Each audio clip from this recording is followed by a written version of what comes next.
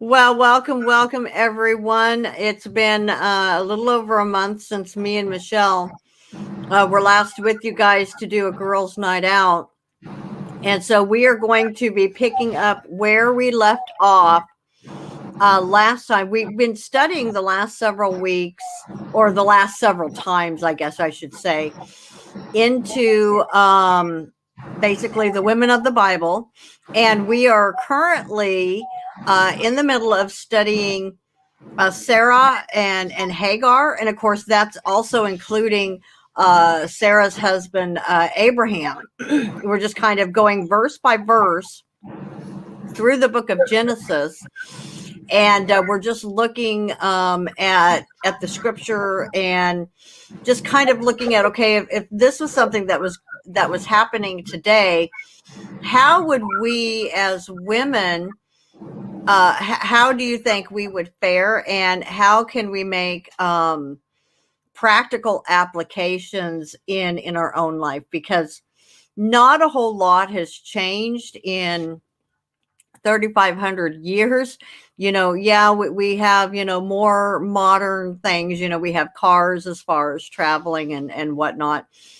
But, human beings are still human beings. We are born with a sin nature. And of course, when we get married, we have another person that we have to live with their sin nature. And sometimes that can be really, really hard, because not only are you dealing, as a believer, with your own sin nature and, walking in grace, by God's grace, we get through each day. But now we have another person that to a great degree, whether you're men or women, that are relying on you. And then of course, if you bring children into the mix, okay, there's another little person with their own personality and things that you have to teach them. So these are all things that we look at when we get to studying the men and women of Scripture. All right, so I'll go ahead and hand it over to you, Michelle, just to give your introduction.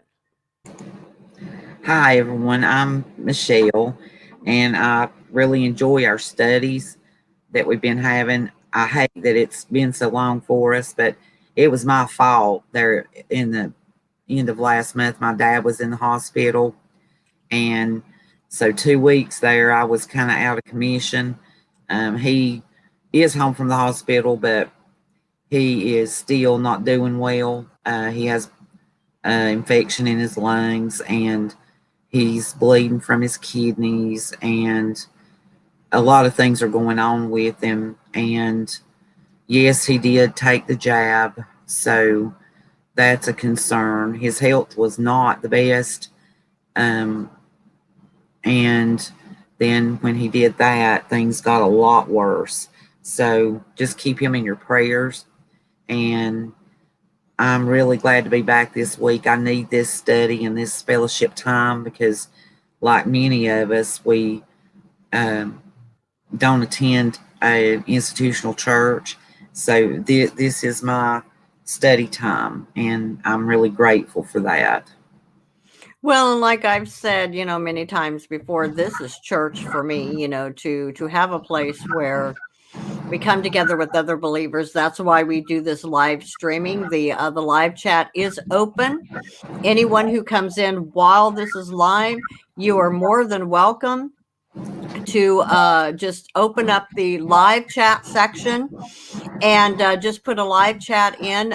This is a place, if you have questions for me or Michelle, or as we're discussing and reading the scriptures, if something comes to your mind that is relevant to our study, or other scripture that would parallel what we're studying, the live chat area is where you can put the scriptures or any comments for everyone who's viewing, as well as us. Me and Michelle, we can see the comments in the live chat area, so don't be shy.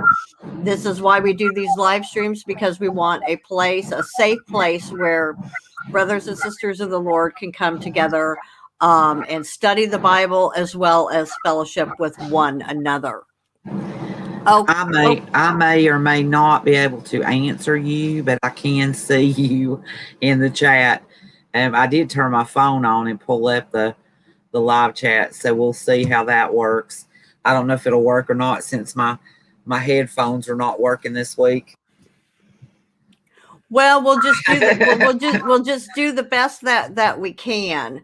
Now it's been a little while.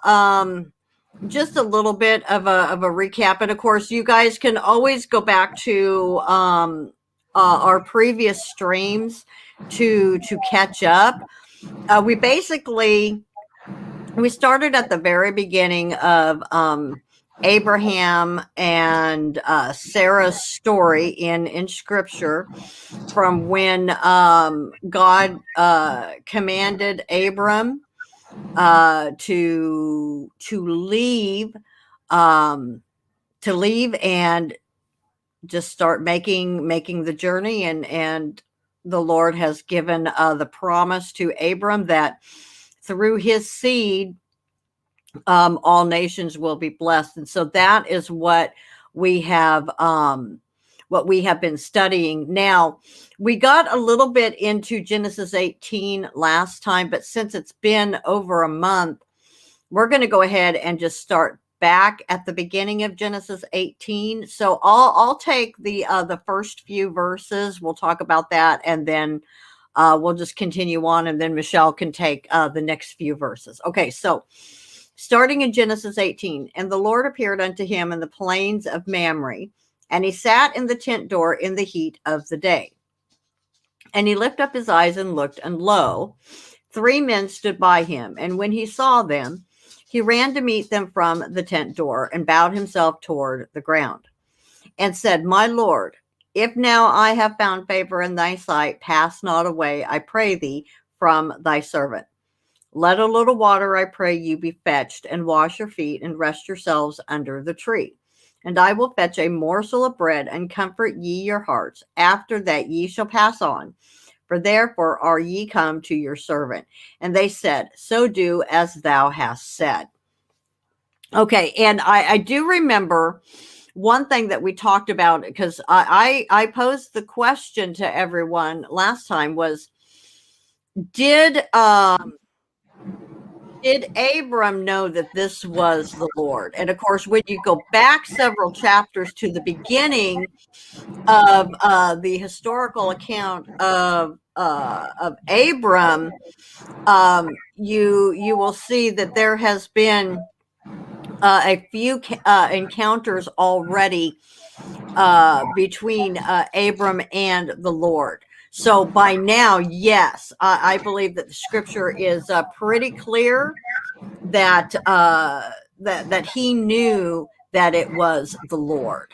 Yeah, that's yeah, why I was going to ask what your thoughts are on that. Yeah, that's why we went back to chapter 12, I believe, when we was first reading, to see where he first encountered the Lord. And I just believe it's pretty amazing that Abraham's speaking to the Lord, in this way, and he's appearing to him. So, I don't know what I would do. I probably couldn't speak. But Abraham's got I envy the relationship that Abraham has with the Lord, and the way that he communicates with him and talks to him. And to me, that's just amazing. Well, and something else too, is not only was it the Lord appearing in some kind of bodily form, he was also accompanied by 2 other men, because it says, and lo, 3 men stood by him. And then we're going to see, as we continue reading, that food and drink was prepared, and they all ate. and when you get into chapter 19, at least as far as my understanding, is two of the men go on down into Sodom and Gomorrah. They meet up with Lot and his family, which we will be covering as we continue on.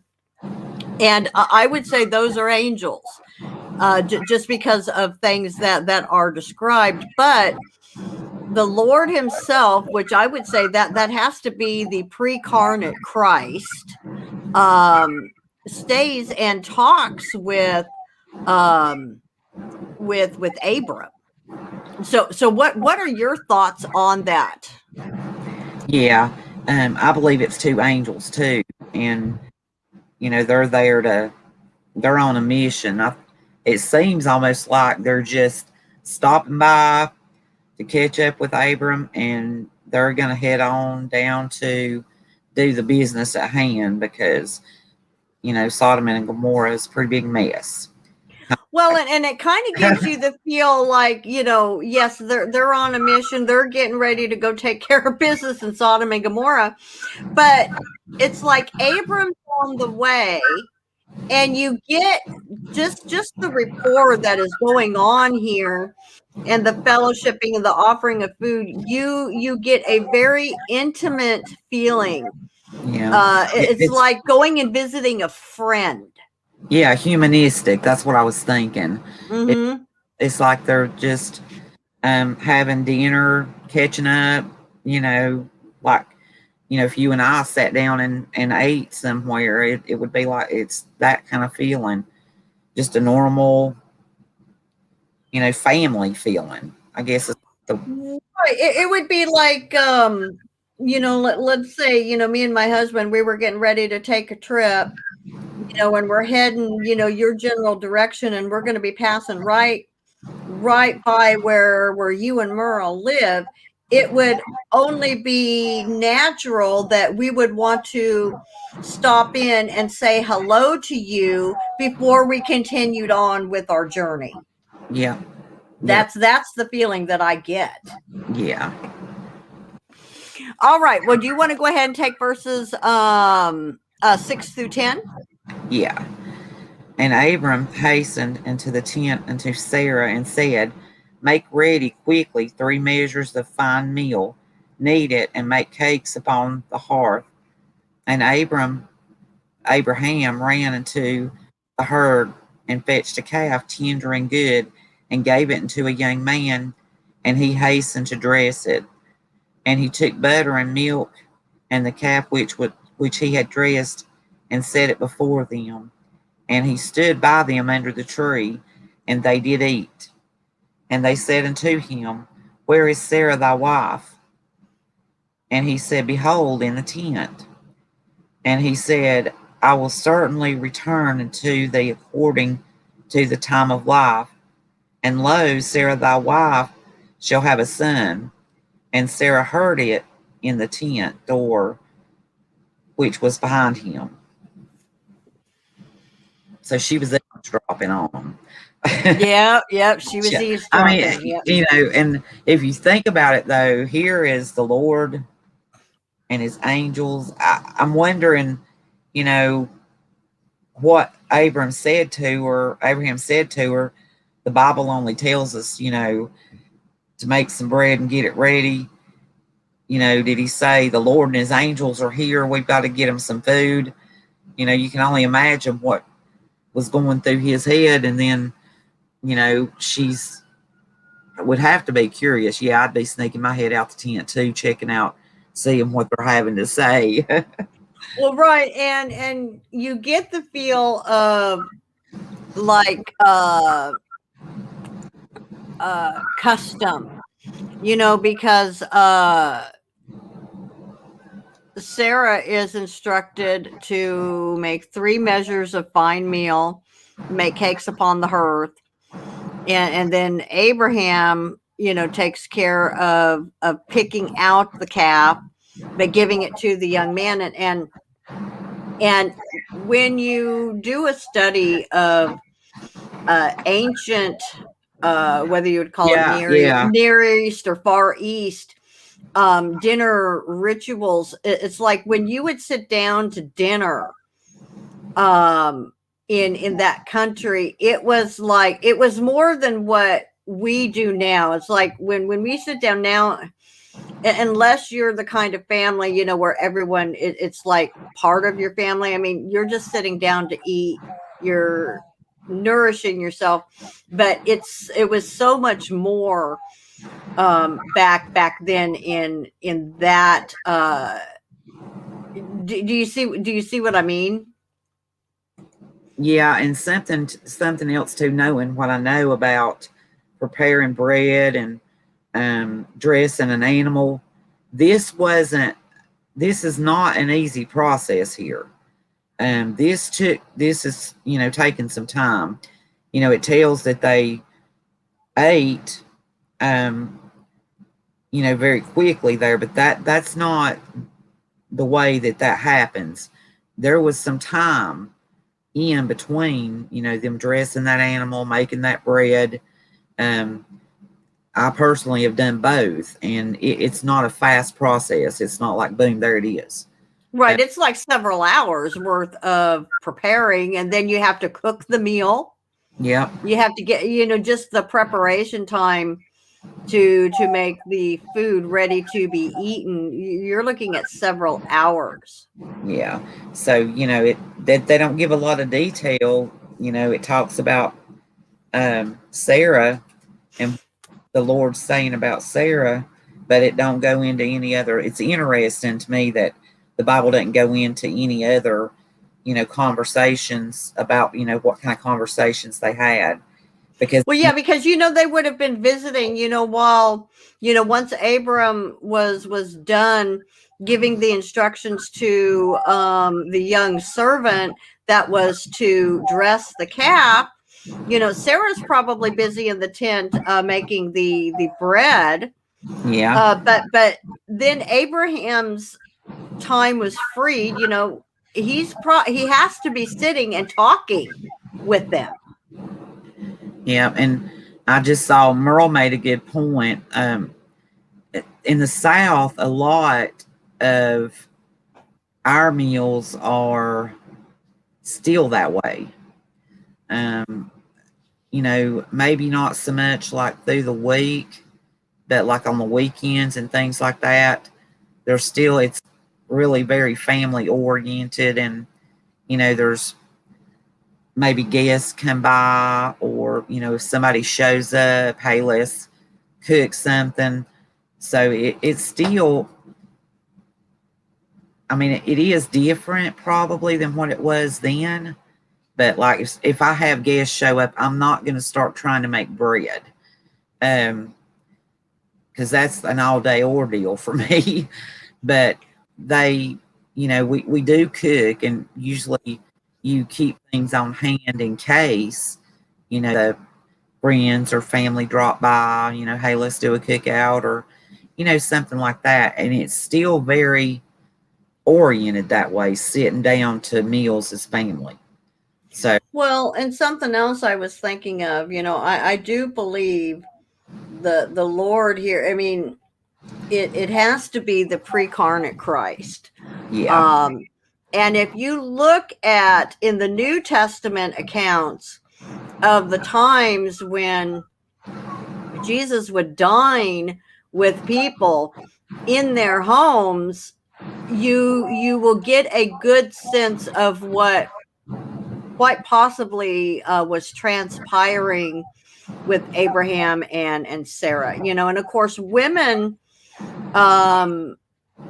maybe because it kind of appears that maybe the women didn't eat with the men. I don't know, because it sounds like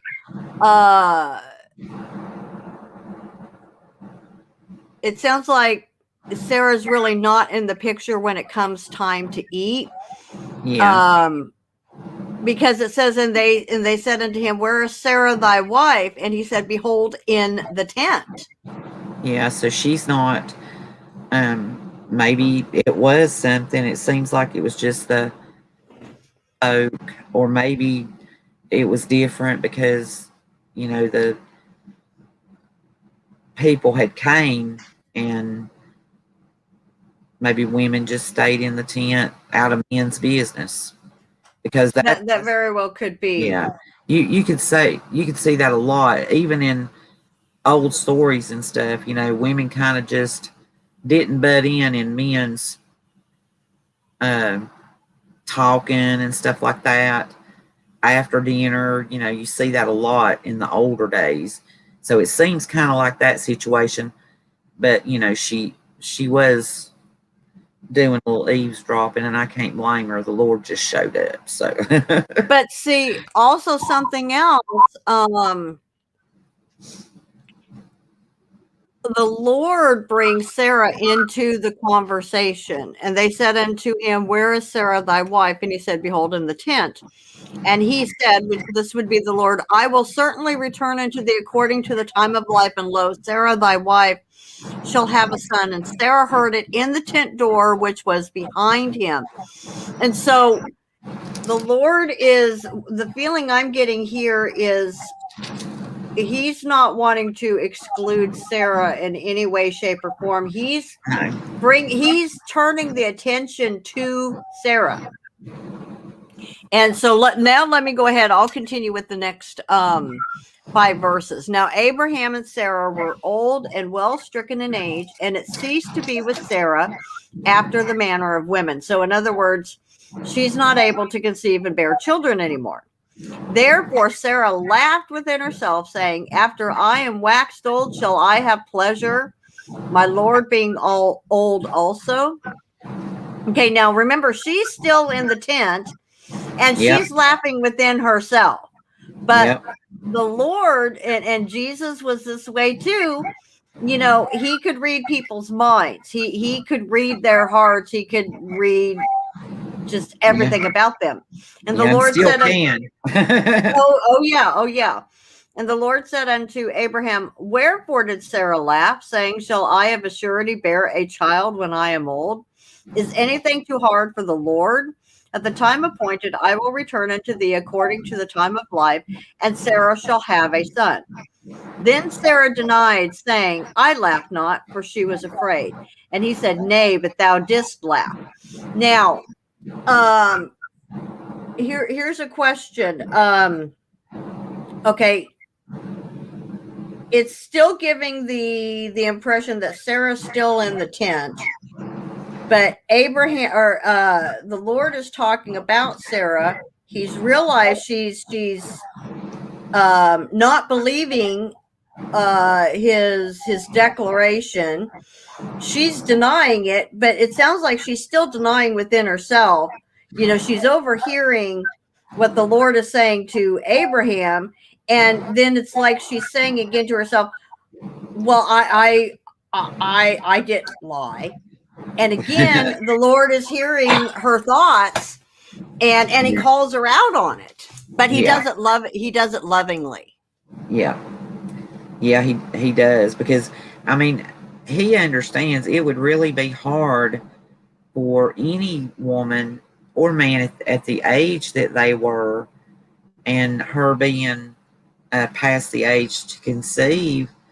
It would be really hard for them to believe that this is possible. I'd be in a state of shock if the Lord was to come and say, "You're going to have a baby."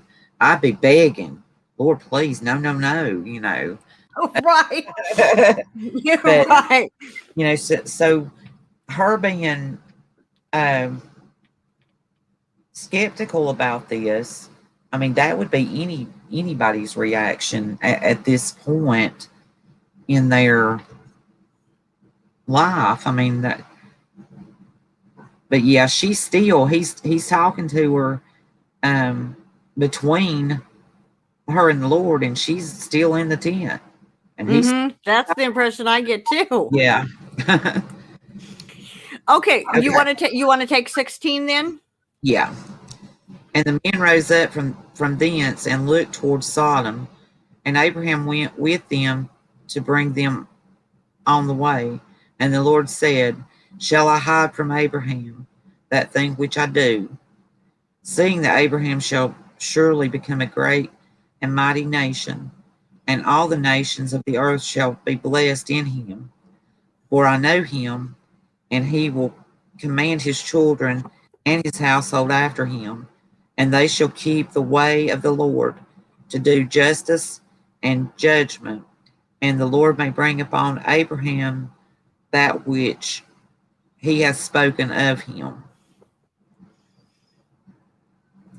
You So, want to read? You go ahead and read 22. okay. And the Lord said, because the cry of Sodom and Gomorrah is great, and because their sin is very grievous. Yeah, Okay. so he don't, I, he don't go in and talk to Sarah. I mean, it kind of just switches in 16. I mean, he talks to her, but he don't really go to her and speak to her still and yet. Right, like 15, Sarah's denying that she laughed, and he just says, just matter of factly, nay, but thou didst laugh. And then at that point, now it's time to get on with business. Yeah. So they raise up and they're looking towards Sodom, and Abraham, and I don't see anything here that says that Sarah went with, that it was Abraham going with them by himself. And the Lord is saying, shall I hide from Abraham that thing which I do? And of course, we know he doesn't. He is very upfront and lets him know exactly what's going on. Yeah, and what's getting ready to happen. Right, and he already knows how Abraham will be once he does have children, that the children in his household are going to be brought up in the ways of the Lord. Yes. Yeah. Okay. Okay, so I'll continue with verse 21. I will go down now and see whether they have done altogether according to the cry of it. So the cry of the wicked is coming to God. God comes down to take a look. It's kind of it's very similar to when God had to come down and take a look at what was going on in Babel. Yeah. Which is, come unto me, and if not, I will know. And the men turned their faces from thence and went toward Sodom, but Abraham stood yet before the Lord. Okay, so the two angels, they go on. Yep. And Abraham is left with the Lord alone. And Abraham drew near and said, wilt thou also destroy the righteous with the wicked? Peradventure there be 50 righteous within the city. Wilt thou also destroy and not spare the place for the 50 righteous that are therein? That be far from thee to do after this manner, to slay the righteous with the wicked, and that the righteous should be as the wicked. That be far from thee. Shall not the judge of all the earth do right? And I'll go ahead and finish with 26, because then we're going to see this same repeating all the way down to, I think it's 10. And the Lord said, if I find in Sodom 50 righteous within the city, then I will spare all the place for their sake. And so what I have always seen, and Moses does this as well, is Abraham just has I don't know how else to say it, but he has a righteous heart. He doesn't want to see everyone destroyed if there could be some righteous within the city. And of course, God alone would be the only one who would know. Yeah. And so he starts to wager, I guess you would say, wager for these people. He starts trying. He's negotiating for the people. Yeah, for Lot, and I was thinking while you was reading, Lot should be thankful that his brother loved him so much, because had Lot not been there, you know, well, he brings Lot out. But right, because Lot's in this city, and if Abraham hadn't tried to intercede, yeah, hadn't stopped. Lot and his family would have been destroyed, because just with Lot and his family, there might not have been even 10 of them. Yeah. No, I don't believe there was. And you know, as we finish reading this chapter, I don't think I could be so bold to try to negotiate with God. If I know God is standing right in front of me, I don't think I could be so bold to just say, okay, well, now what about 45? Well, what about 40? What about 35? What, you know, I don't think I could. But No, you know, I think it would be more like, please, Lord, my brother's there. Please don't kill my brother. That would probably be the only thing that to think about. What if there's 50 righteous people, you know, and to say all these things and negotiate the way Abraham did, it just amazes me. But there again, I think that shows the relationship that Abraham had with the Lord. He felt like he could do this. He could talk to him this way. So I think that speaks a lot of volume too. well, and as we read in Genesis 19, I was just counting in my head, how many of Lot's family was there? You had Lot and his wife, the 2 unmarried daughters. Those are the 4 that the angels physically took out of Sodom.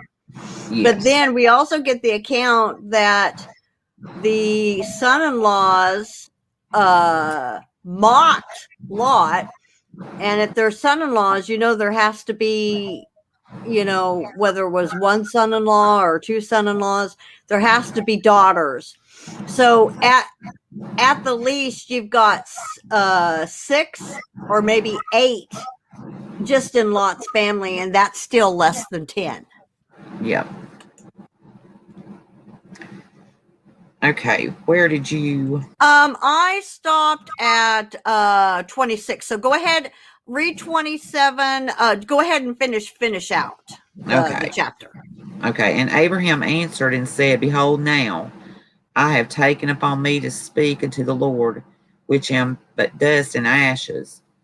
Peradventure there shall lack 5 of the 50 righteous. Wilt thou destroy all the city for lack of 5?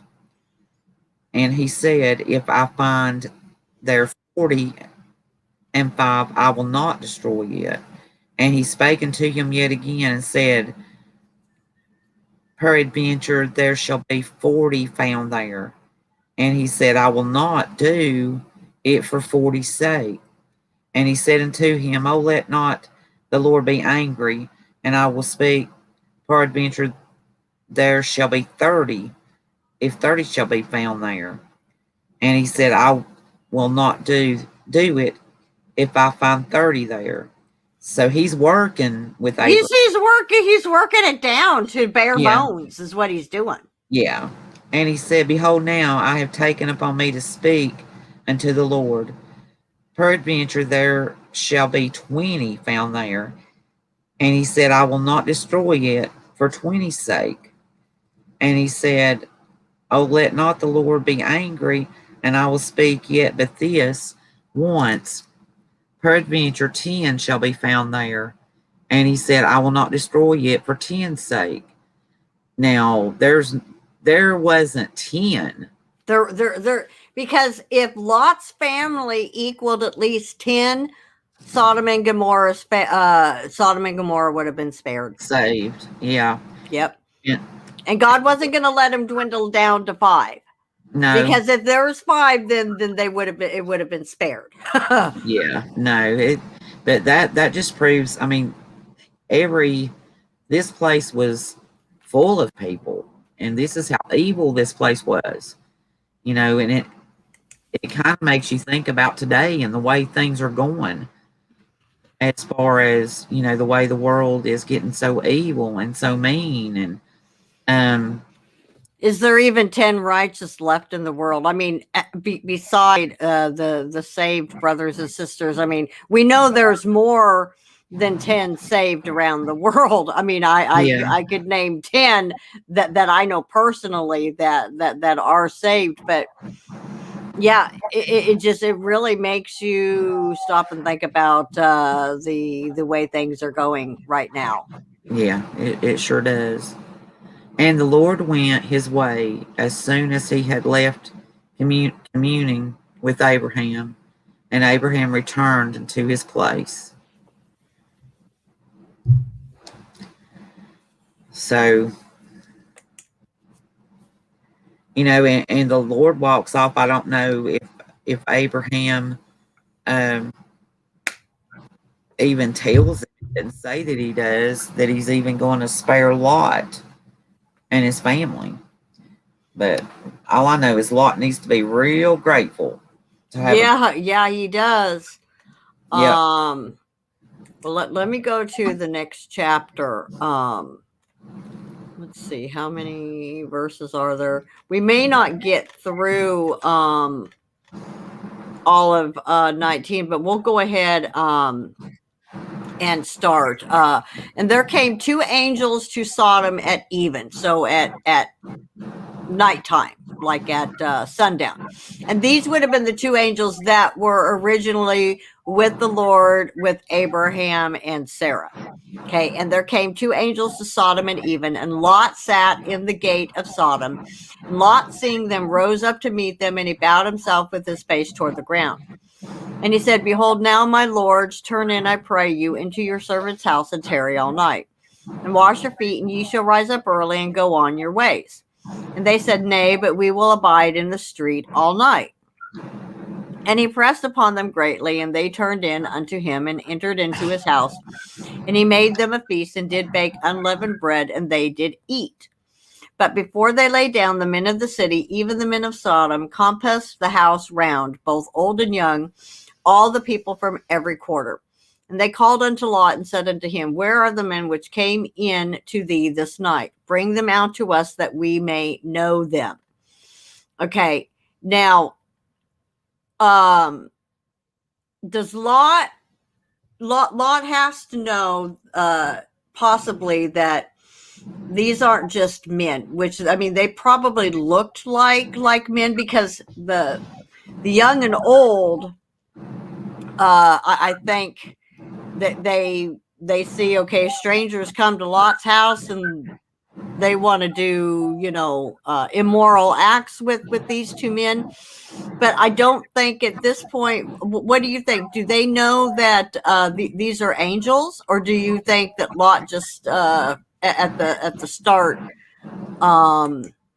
thinks of them as just men? I'm thinking right here he's still. I don't know. Maybe he did, because would he have just protected strangers this way, brought them into his house like he did? Because it seems like that would be very risky, But maybe Lot just did think that they were regular men and was trying to protect them, because he knew. Right, because he pressed them, don't stay outside. You need to come into my house. Yeah. So it's like he knew them. I'm thinking it seems like he knows, but it just don't say. It's like he knows something is different with them, maybe. Yeah, I think so, because would he chance this for just a stranger passing through town? Right, I do see. I mean, we definitely see an act of protection. Yeah. And this shows that, even though Lot is living amongst all these wicked people, he knows right from wrong. He knows that the acts that are being committed in Sodom and Gomorrah is debauchery. It's immoral. And he does not want these two strangers to be exposed to that. So he is trying to protect them. But of course, probably it was a very close-knit society, and it's like everybody knows everybody. Anybody new comes into town, people are going to know about it. Yeah. Yeah, it's kind of like a lot of the little cities, there's huge cities, but there's small cities too around. It'd be something like that, I think. All right, you want me to go ahead with 6? Yeah. And Lot went out at the door and to them, and shut the door after him, and said, I pray you, brethren, do not so wickedly. Behold, now I have 2 daughters, which have not known man. Let me, I pray you, bring them out unto you, and do ye to them as is good in your eyes. Only unto these men do nothing. For therefore come they under the shadow of my roof. And they said, stand back. And they said again, this one fellow came in to sojourn, and he will needs be a judge. Now will we deal worse with thee than with them? And they pressed sore upon the man, even Lot, and came near to break the door. But the men put forth their hand and pulled Lot into the house to them and shut the door.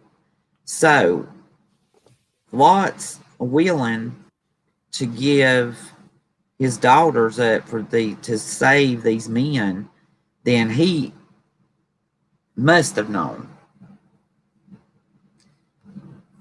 Yeah, and something else, there's a lot of commentary out there because we know later what happens with Lot and the 2 daughters. They get their father drunk and they consummate with him, and 2 nations are born. Mm-hmm. But something just to think about. Lot obviously knows what the city is all about. And as a way to try to protect the men, because people automatically think, oh, Lot is so horrible. How could he be trying to offer his daughters up for rape and all of that? Which, I mean, you can look at that side of it. But if Lot already knows that these are men that have no desire for women, he's not putting his daughters at risk. But it's something he's saying to try to diffuse the situation. Yeah. Do you see what I mean? Yeah, that's a good point because I think he already possibly, if this is what was going through his mind, he already knows they're not going to be interested in the daughters. Yeah. His daughters will be safe. Yeah. But it's like he has to give that scenario out there just to try to diffuse the situation, maybe as a way to try to get away from those men. Yeah. I'm just reading what Merle's putting in the chat. Give me just a second here.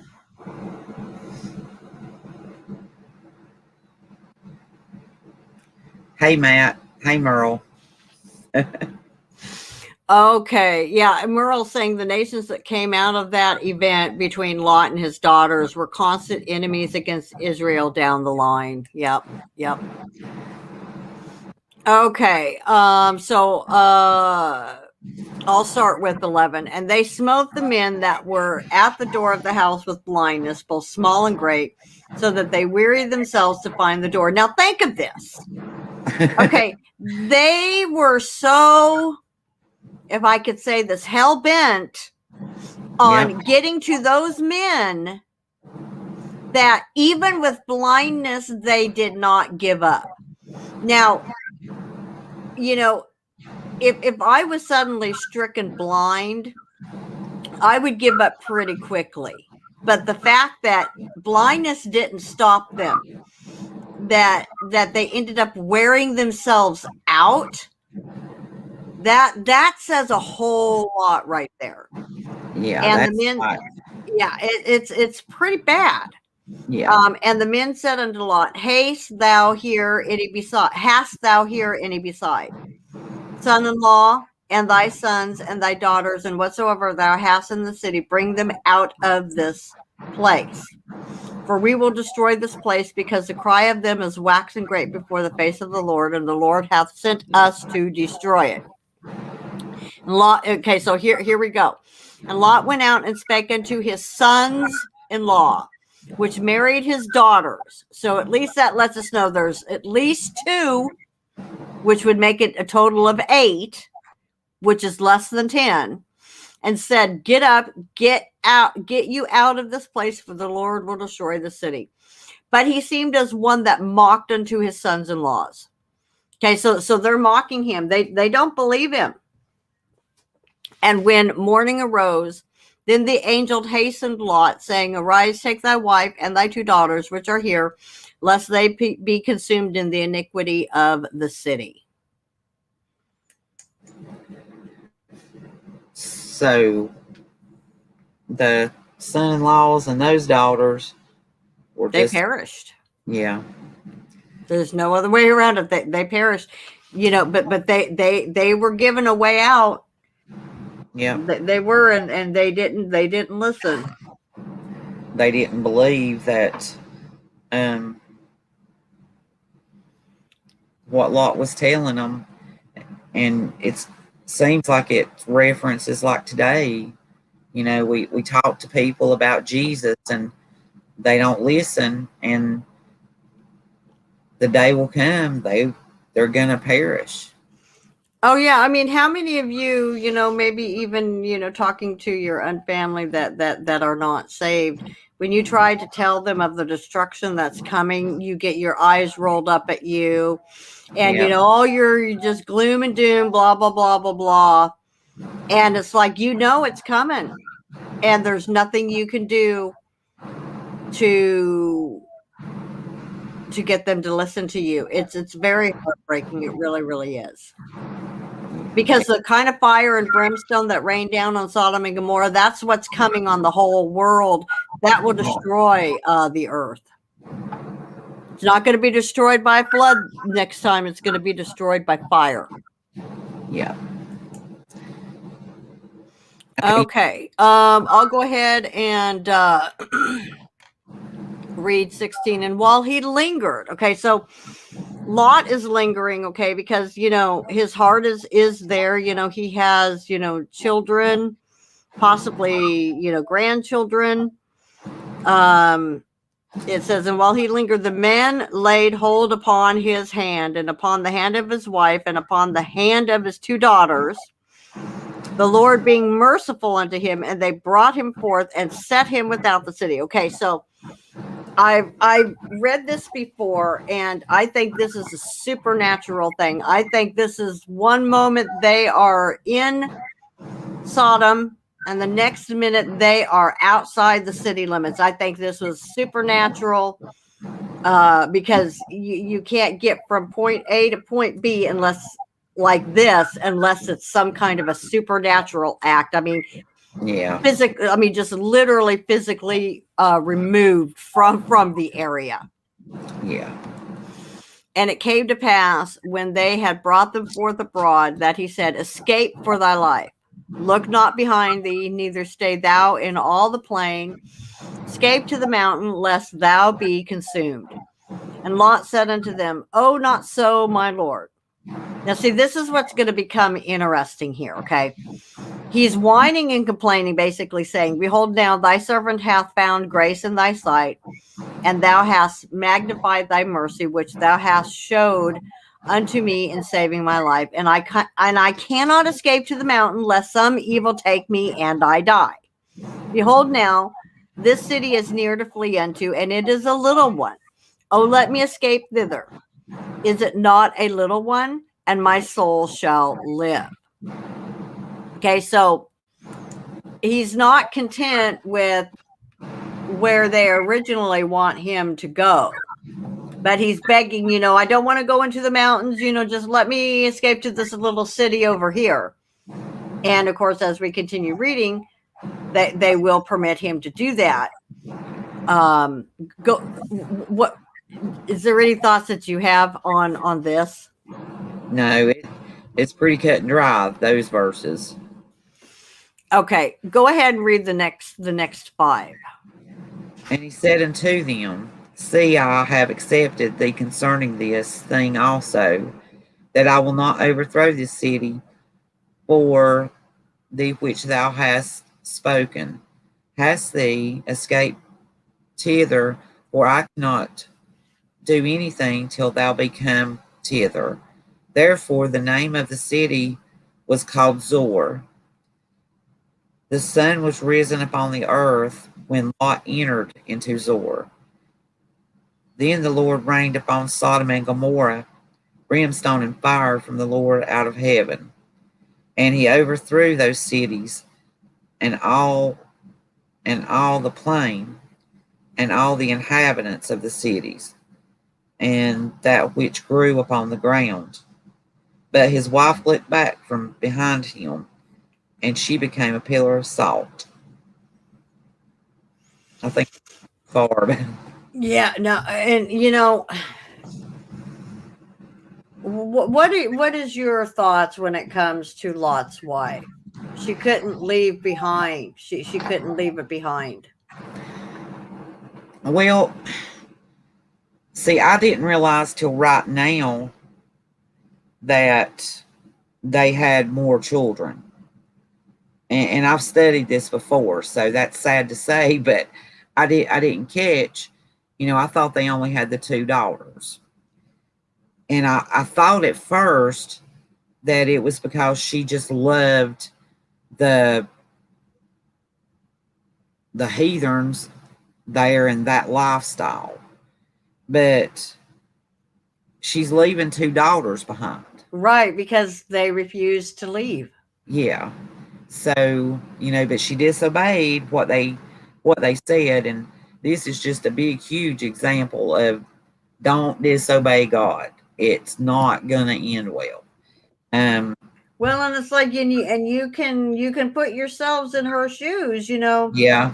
We're both mothers. How would we react if something like that happened to any of our children? But the thing is the children were adults. They weren't small children. She still had her other 2 daughters. Yeah. And this shows you're accountable for yourself. You can't if God tells you to do something, then you do it despite your children, your husband, or anything else. You listen to God. And exactly. So I think this is a real clear example of that. And I never could understand. I always thought, that she was just looking back maybe because she was just a heathen too, and she loved Sodom and Gomorrah. But now that I caught that and understand, it would be hard not to look back to see if your children are burning or hurt or, so. Well, Matt asked a question, was she saved or just caught up in the lifestyle? She had to have been saved because I would say she was saved. But you know what? She received the punishment unto death. Because she went out with them. So she had faith. I would say she was saved, but it's kind of like Ananias and Sapphira. Yeah, is how I look at that, bro. And it's very sad that happened to her. Let's see. Let's go down to verse 29 and we'll quit there. Because then when we pick up, we'll finish Lot's story. Okay, and Abraham got up early in the morning to the place where he stood before the Lord. And he looked toward Sodom and Gomorrah and toward all the land of the plain, and behold, and lo, the smoke of the country went up as the smoke of a furnace. And it came to pass when God destroyed the cities of the plain that God remembered Abraham and sent Lot out of the midst of the overthrow when he overthrew the cities in the which Lot dwelt. So even though there wasn't 10 in the city, what we see is that for Abraham's sake, he still saved Lot's family. But, Lot had a choice. Lot wouldn't have fared so well if he wasn't willing to go. But he also lingered, and the angels had to physically remove him from the city. And even then he was hesitant. He's like, he's complaining, I don't want to go up in the mountains. I don't want to go up in the mountains. Yeah. And what we're gonna see is verse 30. What does he do? Just for a brief, preview. He complains he doesn't want to go into the mountains. Let him go into the city. Well, he ends up in the city for a little bit, and then where does he go? He goes and dwells in the mountains. And it's just like, I read that and I'm like, seriously? It's like, wow. Yeah, I think everybody knows these people that's just not satisfied with anything. I think the Lord can send them down a perfect everything, and it's like they would find something wrong with it. But I was thinking about something else as you were reading. Here Abraham is, pleading, praying to the Lord to save his brother. And it made me think about how many times in this old mean world has a mama, a daddy, a brother, a sister prayed for someone. And, I know in my life, I know that some of my grandma's prayers and my mama's prayers, the Lord spared me because, yeah. So that kind of makes me think of that with Abraham pleading, to save his brother. I plead with the Lord all the time to, please take care of my kids, though I know they're doing stuff that they're not supposed to be, or a friend or family, so that just reminded me of that as you was reading. And, we deal with this, the stories in the Old Testament, the references are there because they're still happening. It may not be, it's exactly the same things. It's references for us to read about and look ahead to see. I mean, God gave us sense, and he gave us all these examples for us to look and see, and be aware of what's going on around us, so that we know how to deal with things. And he definitely gives us good examples on how he's going to deal with things. So, well, and something else too. Look at all and like you said, there's examples like this, and how merciful God is. It's like Lot had no idea what was coming on that city, and because of God's mercy, God spared Lot and his 2 daughters, and it would have even been the wife had she not disobeyed and looked back. Well, how many of us, were heading into a Sodom and Gomorrah type situation, and God had to remove us? And sometimes the way God has to remove us from a situation can be very, very painful. But if you can just understand that, even though it may be very, very painful, if you knew the full truth, if you understood everything that God wasn't allowing you to see, you would probably see quite a bit of destruction in your own life that God has spared you from, which he doesn't have to do that. And I completely agree. I'm sure prayers for my grandmother and my mother probably spared me from some really bad things that I absolutely deserve to have had happen to me. But because I belong to the Lord, even in my stupidity and my rebellious times. The Lord was merciful and gracious to me. Yeah, me too. I look back at, through my life, and I can see God's hand in it. Mm-hmm. Should have happened, didn't. And all the glory goes to him. And he could have just said, well, this one's done. She's just doing too much. I'm going to take her out of here, because he had every opportunity but didn't. And I believe it was attributed to, the prayers of family and friends going up for me. That God's the only reason I'm still here. And Exactly. Amen. Amen. I know that. So he takes care of us and he looks after us, but he wants us to listen. He demands that we do what he wants us to do. Well, and what we can learn from Lot's wife is she took her eyes off the Lord and put it back on herself and her own fears and whatever else she was feeling. That got her, that ended her life early. Yep. When we are tempted to take our eyes off of Christ because of whatever Sodom and Gomorrah circumstances going on all around us, we have to keep our eyes focused on Christ at all times. I cannot stress that enough. Because God's going to take care. I mean, the storm could be blowing all around you, and the hail and the brimstone and all of that. But God's got you right where he wants you, in the palm of his hand, and he's not going to let anything happen to you. Okay. Yeah. This is where we just continue to trust in the Lord. All righty. Well, did you have any final closing thoughts before we close out? No, I think that's all. This has been pretty interesting. I really enjoy studying. I learned something. Just like I said, I've studied Sarah and Lot's wife before and did not realize that there was more children.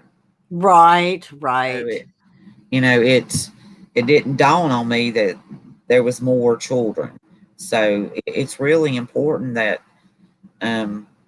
that we read and read and read and read, because it's like every time you read back over something, you see something that you didn't catch before. I just it's alive, and it's always talking to us. Amen. All right. Well, guys, I'm going to schedule the next girls' night out for next Wednesday, 1:00. So be looking for that here a little bit later this afternoon. And if any of you missed my concert and the brand new song, Kiss the Door of Heaven, the Jewish song, just the video is now up on my channel. You can go take a look at that. I don't know exactly when I will do another music hour. I'm trying to see about doing something in September, but I'm not sure just yet. But both the concert and just the new song is up on my channel. You can go take a look at that if you would like to. And of course, like, share, subscribe, help get the word out so more people have the opportunity to come in and fellowship, whether it's girls' night out or, when I'm sharing my music or my concerts. The main thing that I want to do is I want to just make sure that as many people hears the gospel of Jesus Christ, that, once you have put your faith and trust in his finished work on the cross, you are eternally secure. You're saved, sealed, secure for forever, for all eternity. All right, guys. Well, we will see you next week, same time, same place, and take care. God bless, and remember, keep your eyes focused on Jesus Christ. Hang on with me, Michelle. I'll be able to visit with you here in just a few minutes. But to everyone else, take care. God bless, and we'll see you next week.